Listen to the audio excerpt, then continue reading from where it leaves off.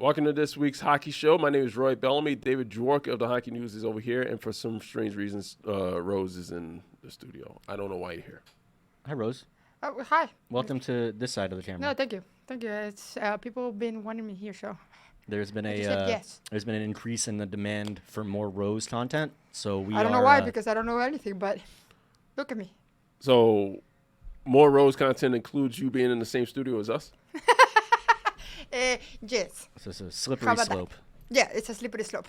Okay, so we have slap shots. I don't know if you have any. Do you have any hot takes? Do you have any wins of the week? Do you have any failures of the week? No, but Then why are you in the studio? I'm gonna show you things that I have. So go first with your hot takes. Dave, hot take, please. All right. My hot take is look out for the Columbus Blue Jackets. They are a team on a mission right now. Right now, as we record this on Friday morning, they're holding the first wild card spot in the East. Excuse me. They're 22-17-6. Ethan, what did you say that they were since, was it 10-2-1? Their last 21 games, they're 17-10-4, I believe, which has them on pace for like an 110-point pace or something ridiculous like that. So since they picked up Dante Fabro off waivers from Nashville, they're playing like an 110-point team. So the switch got flipped with Fabro. Well, they've got the emotional element going with the whole, they're playing for Johnny Gaudreau and, the season dedicated to him. They've got Zach Werenski playing on another planet right now, possibly a Norris Trophy winner. Here's my question to you guys, though, before we move on.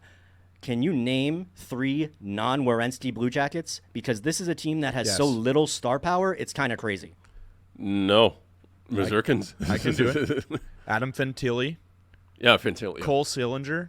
Sergei. And Sean Monahan. Very good. Yeah, you just made up a name. No, but my point is, like, they're doing this with so little, like, big names and everything, and they're still playing well, and they're doing it the right way, and it's just a fun, great story. I'm really enjoying it, and I hope that they can continue this season because who doesn't love a sentimental... And the best part is that Johnny Hockey's best friend, Sean Monahan's having a great year. Oh, yeah. He's second in the team in scoring. Or no, he's third. Excuse me. He's behind Marchenko and the ridiculous Zach Werenski, who's actually leading Columbus in scoring as we sit today. From the blue line. This guy's probably going to win the Norris Trophy if he keeps it up. Yeah, I guess the same could be said about Cole Caulfield in Montreal, talking about best friends and everything. Yeah, that's true. You always say the number change. Yeah, the number change kind of changed everything for Big him bump. in that situation. My hot take is from the Devils-Panthers game earlier this week. The hit by Matthew Tkachuk on Nico Hischier was clean. I don't care what anybody else says. I don't think this is much of a hot take, Roy. It apparently is because I've been fighting with everybody. Got a penalty, but I mean, Jesus. This was a good shot from Tkachuk, I thought. I had to explain the rules here when it comes to checking. In this situation, and we're showing this on video as a loop here. First, that's not interference. That was the call on the ice was interference. Nico Hischier touched the puck before Matthew Tkachuk hit him, right? Matthew Tkachuk hit him up high, but it was in the chest. It was not in the head. Nope. And, of course, they're all saying that he left his feet. No, he left his feet after contact. Thank you. That's the major contention that everybody seems to be having. That is not charging. That, of course, by the way, was not the call on the ice. It was not charging. No, That was the wrong call. If you watch the replay, the long shot, after Tkachuk hit Hischier, neither ref put his arm up. Correct. The whole scrum started. Both arms were down. So I call BS a little bit. Tkachuk is officiated differently than any other player in the league. He got that call off of reputation because a scrum breaks out and they're like, well, we got to throw Tkachuk in the box for starting this. Well, it's crazy. My other problem with the league right now is that clean hits are being met like they're, 2 hands sticks to the mouth. It's ridiculous. Like we're kind of watering down hockey a little bit by having these crazy reactions to big hits. It's very frustrating. There's zero reason why the Devils should have been on a power play in that situation, considering that Tkachuk got jumped. That's the other thing. No, he was in a headlock. Yep. Oh, you're going to call roughing on him for that? No, that's the referees basically saying it's okay to have that kind of a reaction to a legal big hit. It's okay. We're not going to call a penalty if you want to go ahead and react like that and be a baby. But as long as it goes against Matthew Tkachuk is the other thing. But right? calling it interference, though, which is obviously not what happened because he sure touched the puck there, that is terrible officiating. You just made up a penalty. No me gusta, Rose. No me gusta. It's not good. Yeah. So actually, I have my hot take, and my hot take is that the next NHL All-Star game should be a karaoke battle. A karaoke battle, like in the skills competition? Yeah. I think that would be more scoring points and people will be more interested in that. They already have karaoke battles. That's every single band that the NHL books for these things. Really? Oh, you don't want to see Sidney Crosby up there No, singing? I don't want to see Sidney Crosby. Rose, who would be the best karaoke singer in the NHL? Ooh, but Alexander Barkov. yeah, There you go. I think with his accent. You could just ask me the question. No, I would answer no. for it. I think with his accent and my accent, we can do a better, beautiful duet. Imagine. I It's would. singing "Endless Love." I would enjoy that. Yeah. Yeah. My love, there's only you. David, who's your winner of the week? Okay, my win of the week is a young man named Cameron First. The Minnesota Wild signed this 9-year-old to a one-day contract. He is a Make-A-Wish kid. He's a young goaltender. And the Minnesota Wild signed him. He took part in a practice with the team. He got one-on-one lessons from Marc-Andre Fleury. He had the time of his life. It was just an awesome, awesome story. I loved seeing the footage from the Wild practice. There's footage right now playing of Flower giving him some tips there. And now he's robbing a bunch of Wild players in the crease, making kick saves. And just such an awesome story. It made me smile for hours after I saw it. I just love it. I wanted to share this with anybody who hadn't seen it already. Just really cool all around. Yeah. Yeah, that's great, man. Again, goaltending bias, but this one is a good one. Dude. Shut up. I'm sorry. I apologize. My win of the week. Now, as I said before. Please be a goalie. No, it is not a goaltender. It is actually Alexander Ovechkin. Now, as I said before, humans love dogs more than they love people. And with good reason, because people are stupid. No. What do you mean no? People suck. People suck. People suck. People absolutely suck. You don't suck. Oh, thank you. Yeah, you're good. You're a person. You are a good person. There we But go. people as a whole, they're bad. Bad. We have been deceived. So Deceived, okay. Yeah. But yeah, you were saying So, about dogs. so Ovechkin and dogs. Yeah, Ovechkin and dogs. Apparently, him going to the Capital One Arena earlier this week, he met up with a couple of dogs by the name of Maxine, otherwise known as Mad Max, who was put on his back in a backpack, Aw. and another dog by the name of Hammy, who he was on a leash and he walked. Now, this is just wholesome content here that you can see on video. So Alexander Ovechkin, he's walking his dog. He's giving it a treat, and the dog on his back, Max, is wearing sunglasses. I don't know if I've seen the dog backpack before, actually. I'm trying to remember. It looks like a common thing, the way that they're all reacting to it, but I don't know if I've seen that. Yeah, I mean, It's it's supposed to be for embroidered. What happens if the dog goes to the bathroom while you're carrying him in the backpack? They're very intelligent. They don't. How do you know that? Because, bro, they're trained. Come on. That's the sales pitch right there. No, you're good. Dogs are smart. Just don't worry about it. You're They're fine. No, they're trained. So Dogs they know that definitely don't shit everywhere. Exactly. No. It's not like a friend of mine took her dog to the office and it shit in the office and she had to pick up the shit. I mean, that but didn't happen. I'm pretty sure the dog went to find a specific place and smelled and there. Now, here's the question. What if during that little situation, that dog did shit down Alex Ovechkin's back and then he went out and scored a hat trick? Then it would be the fail. Does he went out and have scored to a be hat shit It'd be the on shit before trick. every game? It would be the shit trick. That's what that would be. I'm just saying. Dog. I wouldn't put Hockey it past players some are hockey superstitious. players. Maybe not Ovi, but I wouldn't put it past some hockey Really? players. Yeah. Roy, what's your fail of the week? Superstitious. No, Very wait. superstitious. I have a win of the week. We also have our PlayStation ready, so we're gonna have a battle between the four of us and see who wins. What are we going to be playing? Oh, we're gonna play NHL 25. Great. I asked for Barkov. Rose is going to be You the realize Panthers? you play teams, right? You Oh. know So you want to that. be the Panthers? Yeah. Maybe I'll be the Islanders just so I can stomp Rose with Matthew Barzell. Okay, you do that. I don't Dave, know. Okay. Dave, what's your fail Fail of of the the week? week. My fail of the week goes out to the Carolina Hurricanes for two reasons. Number one, the Carolina Hurricanes somehow gave up a goal to the Buffalo Sabres without giving up a shot on goal, Yeah, which I is pretty impressive and unique in and of itself. And it was an empty net situation, obviously, but that goes into the second part of my fail for Carolina. You lost to Buffalo. Oh, that's not Your fair. net was empty against Buffalo. That's not fair because Florida lost to Buffalo. Yeah, and you know what? If Florida had lost to Buffalo and given up a goal without giving up a shot, I'd be poop emojiing on them too. But right now, it's the Carolina Hurricanes who are in the doghouse, as we get back to the Ovi thing, because that was a double whammy against a team that has yet to pull itself out of being made fun of in that realm. Buffalo has yet to not become the laughingstock of the league. They're working on it. They got a nice little run going right now, but so do a lot of teams outside of the playoffs in the East, and it's still January. And Buffalo notoriously has had one good stretch of play most seasons. Usually it's out of the gate. Usually they start off really good and then fall off a cliff. Maybe this year they're doing it in the middle of the season, or maybe they're good. I don't know. But until they prove that they're not, they're my doghouse team. And Carolina, you can't do that, man. Like, what are you thinking? The situation on that empty net goal that was awarded because it wasn't a shot on goal. It was a breakaway and it was a penalty. And there was no goaltender in the crease to stop it, so they awarded the goal. How crazy aside is that? from a penalty shot because there was no goaltender in the crease. That's what happened. I like it. Yeah, that's the rule.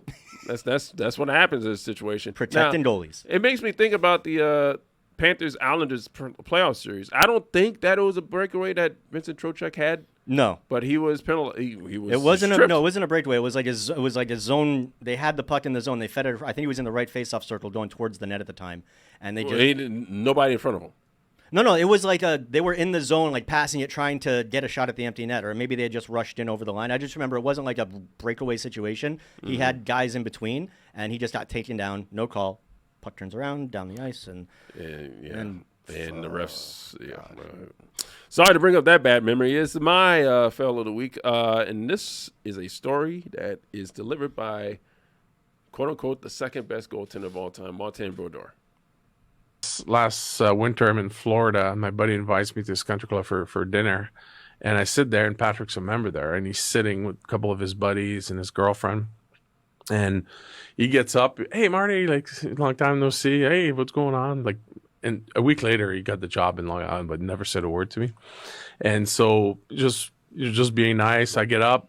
Hey, it was nice seeing you. Shake his hand. He goes, oh, let me introduce me to my girlfriend. And he goes, hey, this is Marty Brodeur, the second best goalie in the world. I thought it was the funniest thing. He's funny. Oh, my God. I mean, it is debatable. That was from the Cam and Strick podcast.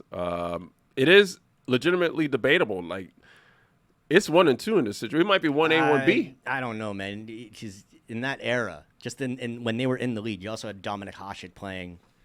Yeah, okay. I'm just saying, like, he might not have the same amount of cups as those two guys, but I feel like they're all in the same conversation. Well, here's the situation on that, though. I mean, the counting stats, you give it to Martin Brodeur, but when it comes to head-to-head, and they've only played each other in the playoffs 7 times because that was the Stanley Cup playoff. The Stanley Cup final, I should say. That goes to Patrick Waugh. And that one, I think that was his 4th Stanley Cup, and that one put him over. That was also the 4-3. Ray Bourque year, I believe. Yeah. The 2000 year. Yep. So, yeah, that one I think goes to Raw on that one, Ethan. We were spoiled. I've got a fail of the week, guys. Did you see this Moritz Seider fall? This is one of my favorite things in sports is when you're reminded how hard sports are and just how athletic these guys are, that even the most athletic guys can be made to look like idiots sometimes. So we have the video here of Moritz Seider of the Detroit Red Wings. He's skating back, and he just eats shit in the most cartoonish way possible. Like, this is just the most drawn-out fall I think I've ever seen on a hockey surface. Was he trying to avoid that stick I don't know face? what he was doing. 2 minutes for embellishment it's on one that. of the greatest falls I've ever seen. It just sounds like it should have some Hanna-Barbera like sound effect underneath it. It's so good. So. Yeah, the Fred Flintstone bowling sound. That is ridiculous. That's rough. I credit to Seider, though, because you could see as he's kind of falling backwards, he decided to like completely lean into what was happening, and he like kicks his legs up, and like lucky nobody was around. Yeah, that would have been tragic. I just don't understand. Like, is that embellishment? Yeah. Like, it looked, No, I mean, he just fell. It would But be he embellishment if you were certainly trying to sell a embellished his penalty, fall. but he fell. Maybe that's not what he was trying to do. Embellishment's flat, like basically like a Maybe fall. maybe he Trying to sell figured a he's like, I'm about to eat it right now. Maybe I can try to make it look like I got taken down. Exaggerated slip on the banana peel situation there. Just not making any sense. Not going to fall for the banana in the tailpipe. You take these bananas. Coming up next, we have Adnan Virk from Prime Monday Night Hockey. Okay, it's time for our monthly check-in with Adnan Virk of Prime Monday Night Hockey. Adnan, where were you last week and where are you going this week? Roy, it's great to see you and David as always. And before we get into that, I want to mention the fact I was so glad I was able to give you some intel on Blake Bolden. Yes. Because you didn't just want like the official scouting report, which I did give you as well. I'm like, hey, she was a scout. Luke Robitaille loves her. But I'm like, hey, I got to give you some good stuff. The fact that she walked out on Gladiator 2 and it's completely her husband's fault crapping on Denzel. So I'm glad that was a hit. Good to have Blakey here with you guys. Last week we were in the great city of Chicago, which I got to be honest with you, fellas, aside from the anthem and Connor Bedard, there's not a whole lot to watch here in Chicago, right now at the United Center. It's Black Hawk down. And it's not a fun team to watch, but heck of a city. And again, if you've never been to Chicago, just for the anthem, literally go enjoy the first 2 minutes. They do a hell of a job of the anthem. Not quite old Chicago Stadium, which was unbelievable. We rolled in the video of 1994, second last anthem there. But Flames win 5-2. Heck of a win for Calgary. Although again, 5 goals against Chicago is like 10 against anybody else. Or I should say the other way, 2 against anyone else. And this Monday, can't wait, fellas. Big one. Lightning Leafs in Toronto. The last time the Leafs faced the Lightning, Toronto looked great. Might have been one of their best games of the season. That was a game earlier this year on Prime. Now the Leafs have lost 3 straight. Concern in Leafland. Big one against Tampa. It'll be fun. Well, it seems like the Panthers are keeping pace with Toronto's poor play right now. But before we get into the Panthers, I want to get into the Penguins, who have officially waived Tristan Jarry. He's getting demoted, and they're going to bring up the goaltender from the minors. What's going on with the goaltending situation in Pittsburgh? Yeah, it's ugly right now, guys. I mean, Tristan Jarry, I was talking to Jason Demers about this, and he goes, yeah, but he's been bad for a while, right? And I was like, yeah, but he was supposed to be a guy. And at one point, he was a guy. He was a legit good goaltender. And Pittsburgh's a fascinating story because especially earlier this season, you go, man, they're terrible. Like, they're in real trouble. And Mike Sullivan's been the coach there a long time. I'm a big fan of Sully's. But it's like they're veterans, aside from Crosby, aren't who they once were, Malkin, Letang, overpriced, and they don't have a youth movement. So how exactly do you rebuild? And can you actually rebuild? Because you have Sidney Crosby. You're never going to rebuild. You're trying to win a cup right now every year until Sid retires. And will Sid ever leave? I don't think so. I can imagine. I think he's a lifer forever. So how do you handle the situation? They then start playing much better hockey, and you go, okay, maybe Pittsburgh's a bubble team, playoff, who knows? But the goaltending's been a real issue. So Jarry's been a real disappointment for them. And you go back and think about Matt Murray winning cups for them. Like they've never had hasn't been like Tom Barrasso there in a while. It hasn't like their goaltending's been staunch. So it's definitely a concern, and unfortunately for Jarry that they had to make this move. We'll see if they can turn it around. I don't know, Dave. I don't think Pittsburgh's a bubble team, and it makes me happy, very, very much happy saying that. So go back to 2017. That's 8 years ago, right? Yeah. That's when Pittsburgh said Marc-Andre Fleury was getting too old. Yeah. He's still in the league kicking fairly decent amounts of ass.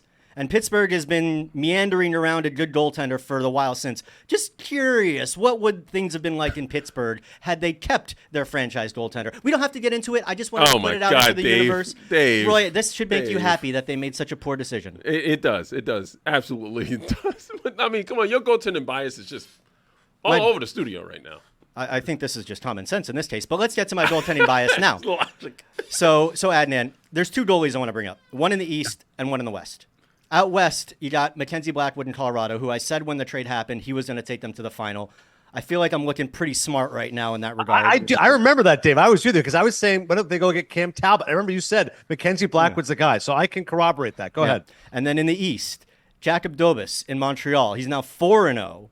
He's kicking the East's butt right now. And I think it's a little early, but I think this is the next great Montreal goaltender. I think he's going to be the next big one, the next Carey Price, the next Patrick. I don't know if he's going to play up to that level, but I'm just saying in terms of a great goalie in a great hockey town. So I wanted to get your take on these 2 goalies who I'm very much focused on right now. Love it. Dobas first. So I was in Montreal a couple weeks ago. Montembeault played in that game, but it's fascinating. Montembeault was thought to be the guy, and he's on Team Canada's roster, as you guys know, for 4 Nations. Number 3 goalie. Probably not going to play unless there's an emergency, but like thought to be a good enough goalie. Now, Canada's goalies are not what they once were. To your point, it's not Patrick Waugh, Carey Price, Martin Brodeur for all those years. Now, America, of course, is the better goalie. And by the way, we got to talk Connor Hellebuck for the Hart. More shutouts than losses this year. The guy's unbelievable. Anyways, but I love it. Dobas has come in and been a great story for them. And now, all of a sudden, for Montreal and Marty St. Louis got options. And the 3 of us know we've long gone past the days of having a primary goalie. Like now, every team, you feel like it's a 2-goalie system, and then come playoff time, you ride the hot hand. And even then, if the guy falters in a playoff series, it's 1-1, he loses games 3 and 4, you go, all right, we're going back to the other guy. Like, let's figure this out. So I think it's important. It's not like Dobas coming in now just negates Montembeault. But what it does is it allows you to say, hey, we have 2 guys we think are legit goaltenders. And Montreal is a fascinating story. Early December, they look dead and buried. And now, like Nosferatu, they're actually in this playoff mix. They have not made the playoffs in 3 years, but they're at least in the conversation. Do I think they have enough? I don't, personally. But you start to look at that East, Dave, and you go, okay, well, it's going to be one of the, the Bruins have fallen off. Maybe it's the Sens. Maybe it's the Habs. Maybe it's the Flyers. It's not the Islanders. I don't think it's the Rangers. I don't think it's the Penguins. But like eventually one of these teams gets in. So maybe Montreal can make a run. And this guy has been lights out. And as the three of us know, there's no better place to watch a hockey game than Montreal. It's an electric atmosphere. The fans are knowledgeable.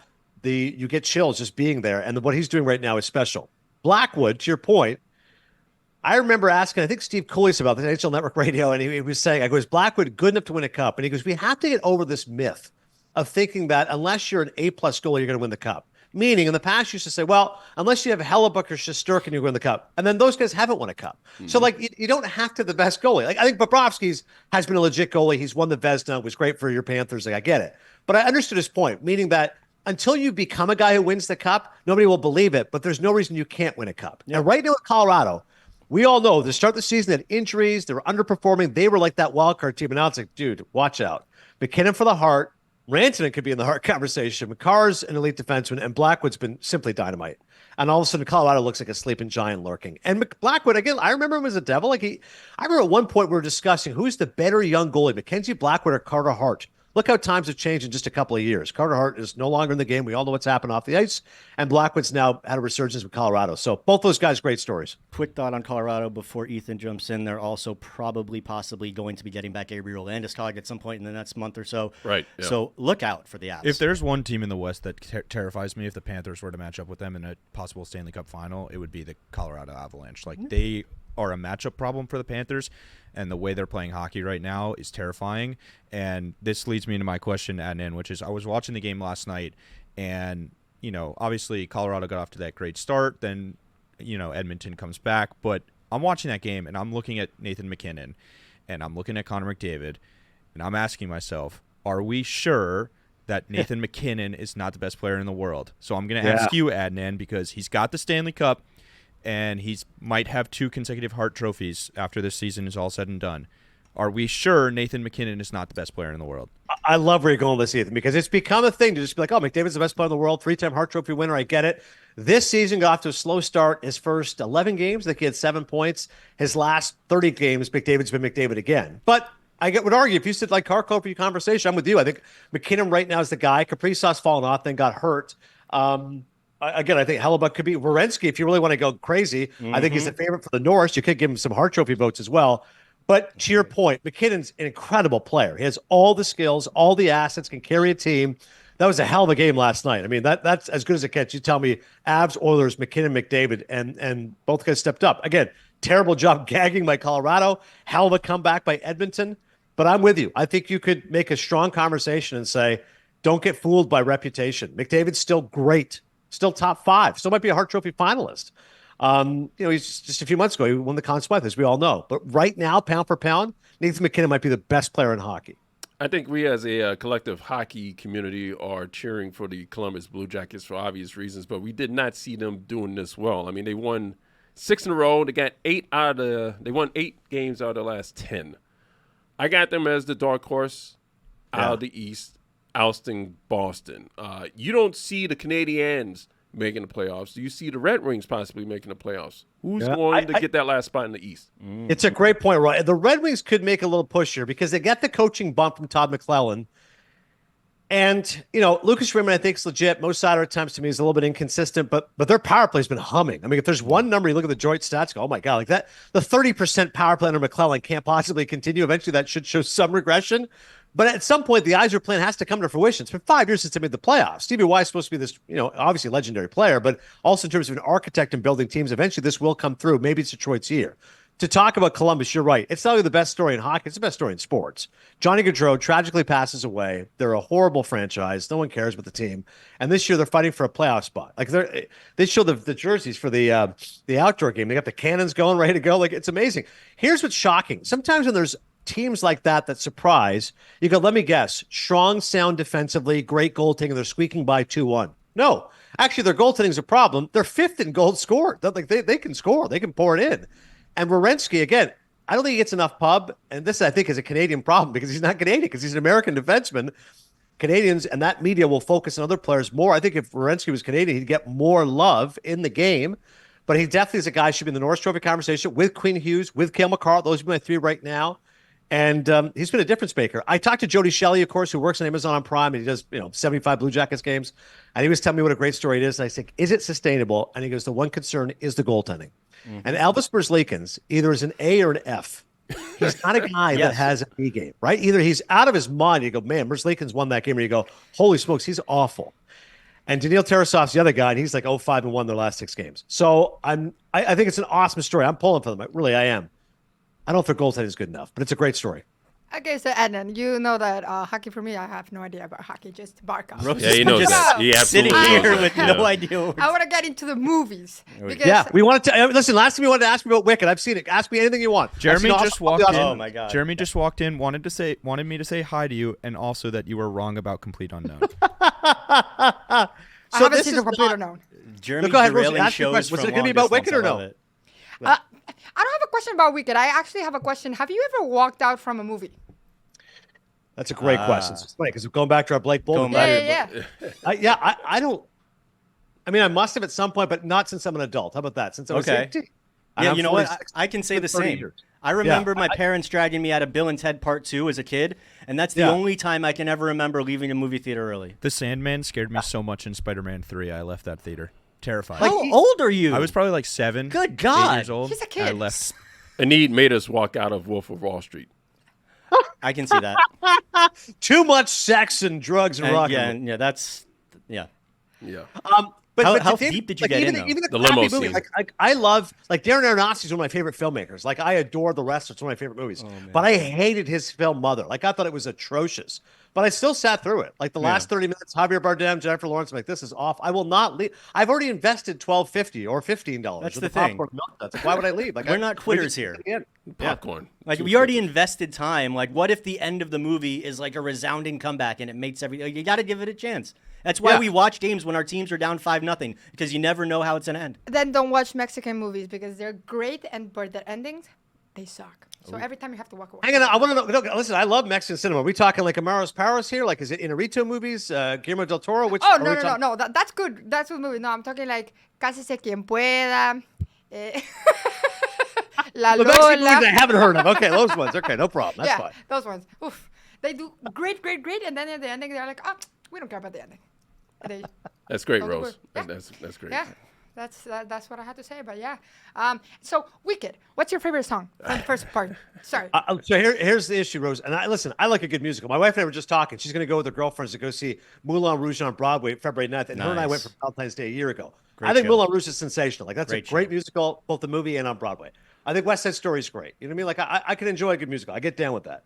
Wicked. We saw it together in Chicago, and we were both underwhelmed. We both walked out. We're like. Like I just, like Hamilton, you walk out and you go, that changed my life. I feel like I just lost 12 pounds. Like, oh my God, I gotta get the double DVD, CD, excuse me. Like Wicked, I was like, and her and I both felt the same way. And then watching the movie, I was like, and I'm texting Jeremy, who like dressed up as like the witch on the Dan LeBatard show. And I'm like, did you really like this movie that much? And I go, hey, this is all it comes down to. Because I could tell you that I'm not crazy about the story, but who goes to a musical for the story? Let's be honest, right? It's like going to an action movie and going, I'm not sure if the third act made sense. No, I'm there for the guns and the gore. So with a movie like Wicked, I'm there for the music. I just didn't think the music was that great, the exception of Defying Gravity, which is a banger. The final 10 minutes of the movie is great. And I think Popular is pretty good, although maybe I'm just being swayed by the fact I hear it on the radio, TikTok radio, etc. That was my issue, Rose. I didn't think the music was that good. That's I not can a very see Rose's heart popular breaking opinion. Yeah, through the glass here. Yes. It's an unpopular opinion. The movie's made $600 million worldwide. It's about to get 10 Oscar nominations. Yeah. I'm the one guy. Me and my wife are kind of like, I didn't think it was great. I'm gonna take it, but it hurt. Oh my God. I'm sorry. All right. We are going to console Rose right now. You can find Adnan on Prime Monday Night Hockey if you are in Canada. If you're in the United States, I don't know. Adnan Virk, everybody. NHL Network. I'll be on the NHL Network. There you go. NHL Network. Adnan Virk, thank you for joining us. See you next Roy, month, Dave, Adnan. Rose, thank you so much, guys. This was fun. I love the monthly appearance. I look forward to chatting. February, Four Nations Cup. It'll be great. Yeah, we'll talk to you then. We'll talk to you from the Four Nations then. I'll think about movies, good movies. Yeah, we'll do an Oscar preview as well next time as well. All right, there we go. There we go. Oscar preview coming up next month.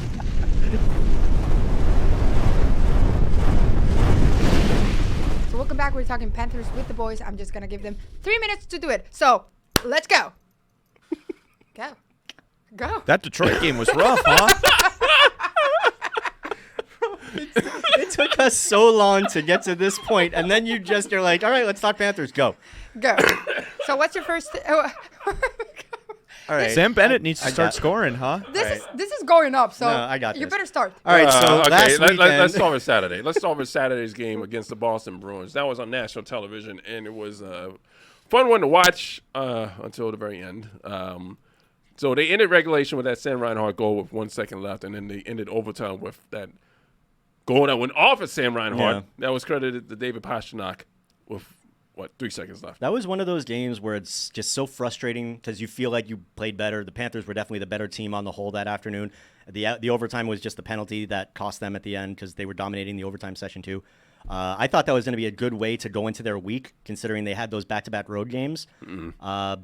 I just don't like the idea of giving Boston that little bit of like joy. They've been such a downtrodden team. You want to keep them down. You don't want to give them that little burst of energy like, oh, we just beat the Stanley Cup champs in their own house. It's been a week of poor officiating as well, because in that game you saw A.J. Greer basically have to fight off 4 Bruins, and somehow the Bruins ended up with a power play in that sequence, which was just ridiculous. It's been a bad week of officiating against the Panthers in this. It's not the only time that happened. No. It's also been a week of, like Bad David said, defense. outplaying teams and losing. Yeah. Right? They probably outplayed Detroit last night and lost. They outplayed the Bruins and lost. The Philly game, they got outshot. That was a great performance. They played Philly really well for 2.5 periods. And even they much outplayed the Devils and had to go to the shootout to beat the Devils. So, I mean, the Panthers the puck just won't go in. It's so frustrating. Like watching all these games, like we're going to talk about all these games here real quick. Like every single one of them, it feels like the Panthers have all the chances and the puck just refuses to go in the net. Yeah, I had Carmen go to the game yesterday. You had Carmen go to the game. Yeah, and I You was sent like, a correspondent? no, just send her. You're gonna have so much fun. They disappoint me. That's She too did bad. not have fun. So Saturday they lost to the Bruins 4-3 in overtime. They lose to the Flyers 4-3 in regulation. They had a 2-goal lead. Yeah. Both had a by 2-goal lead. Sam Reinhart. 2 third-period leads. Yeah. Very un-Panthers-like loss. You don't see the Panthers. I think it had been like since November 23 or 22 or some ridiculous amount since they had last lost the game where they were leading after 2 periods. This is the time of the year that you want to go through this, though. Like in the January, doldrums, February, the dog days. Like this is where you want to be learning these lessons and getting this. Because remember, a lot of people look at this Panthers team like, oh, they've been to the finals 2 years in a row. They went. No, this Panthers team hasn't done any of that. Last year's Panthers team won the Stanley Cup. A third of that team is gone. This is a brand new Panthers team. They got plenty of good players. They've got talent to get there, but they're still learning how to win together. It's a process. Every year it's a process. That's why the teams just aren't good year after year after year after year. So this is when I want to see them going through that. Now, if we're talking about these same issues in March and April, bigger issue. But right now, earn your lumps. 3 minutes are up. What are you doing? We're not done. Officer Rose on the case. Back-to-back games for Sam Reinhart with 2 goals. He's been the one scoring so far, but he did not score in the game versus New Jersey where Panthers won in the shootout. That was a stellar game by Spencer Knight in that one. Yeah, but this goal by Reinhart here that we're playing the video of against the Flyers just shows everything that's amazing about Sam Reinhart. Makes a play in his defensive end, works around a defender, and no slouch in Travis Konechny, and then finishes Rousset past the goalie. Like, he's been the star for the Panthers the last week or so, and they need him to get going. He had been quiet. Now they need their other guys, Barkey, Chucky, Bennett. Hasn't scored in 19 games. They got to get him rolling again. Verhaeghe's got to get one to go. We got to save these dogs, man. We got to get Benny's buddies over here back in the fold. And he was off to such a scorching hot start with the goals this year, too. Yeah. Spencer Knight in the game versus New Jersey. What are you doing? Come on, what are you doing? I'm over here. Rose is preparing for whatever she's got going on for What the Puck today, so stay tuned for that on social media. Spencer Knight stopped 26 to 27 shots in all 7 of the Devils' high danger chances. So the Panthers' defense was very good in that game as well. The Panthers, on the other hand, offensively, only had 2 high danger chances going into the third. So the Devils' defense was pretty good going into the third period, up until the very first high danger chance of the third period, which was Connor Verhaeghe's fantastic pass. Yeah. Jesper Bokrest. I have a question for you, Roy, as we go through this. Why can't the Panthers get both of their goaltenders playing good at the same time? It just doesn't happen. Bob was on a really good run. now Knight is playing lights out and Bob is falling off the side of a mountain. Back to my previous point, you'd rather have it happening now than when you get to the playoffs. And it's great to see Spencer Knight starting to build some momentum. That's one of my favorite things right now. But yeah, I mean, I'd like to see some consistency from their starting goalie. Yeah. Thursday versus Detroit. That was one to forget. Yeah. Bob got pulled. Yeah, Bob got. Well, I mean, that wasn't even his fault. Yeah. You don't give up 3 power play goals to the number 2 power play in the league and expect to win. Two offensive zone penalties in that game, which is a big no-no. Yeah. But yeah, I get it that it wasn't, there was deflected goals, and Paul Maurice came out and he said, look, that was a game where I just, he wanted to protect his goalie from a rough night, but still, no matter how you draw it up, it's not a good look. And I thought, sorry to interrupt, David, No, I go thought ahead. Knight earned that start after the way he played in New Jersey. I had the thought, too. I think Maurice kind of realized I should have gone back to the hot hand in this game because they had a day off. I thought Knight, that poll was kind of him acknowledging, Knight should have started this game. And he was good after he came in. I had that thought, but as I went down that little rabbit hole, I was thinking, do you want to send that message to Bob? They've got pretty defined roles right now, and you want Bob to get back into his Bob groove. And I think doing that might maybe stray off that path. Not that necessarily would be a bad thing, because what if Knight gets hot and takes off and he becomes the goalie, which is fine. But that's just kind of where my thought process went when I had that same idea that you had. Bob also might need a wake-up call. Think about 2023. Alex Lyon, that whole thing was kind of a wake-up call, and then Bob carried him to the Stanley Cup Finals. That's a good point. Yeah. And the Red Wings are 8-2-0 since Todd McClellan took over. Ugh, that 1-3-1 power play they're running is so scary. Yeah. Somebody's going to have to figure that thing out. Yeah, and I don't believe any of these games had Aaron Ekblad in it at all. I don't think so. No, none of the past week. He didn't make that road trip. I think he may have played the Boston game. He may have played the Boston game because he was stayed out home. a game or two before that. Yeah. Played, and then they kept him home for the road trip. So either way, hopefully he'll be back. What's today? Friday. He'll be back tomorrow when they host the Anaheim Ducks before heading out on yet another long road trip. Yeah, that's really affecting the power play as well. This is the first meeting of the season for the Ducks and the Panthers, and the Ducks are 4-2 in the last 10. So everybody seems to be playing well right now, except the Panthers. Except for the Panthers. Well, they're meandering around 500, which is fine. Keeping pace with the Maple Leafs. Yeah. Yeah. So that's the situation with the Panthers. Thank you for basically distracting all of us in the studio. You went 4 or 5 minutes up. Thank you for that information Yeah. as All well. right. Well, sorry to keep y'all here 5 minutes longer than Rose thinks we should have. But My name is Roy Bellamy. That's David Jork. I'm Rose. Ethan, Rose. Bye.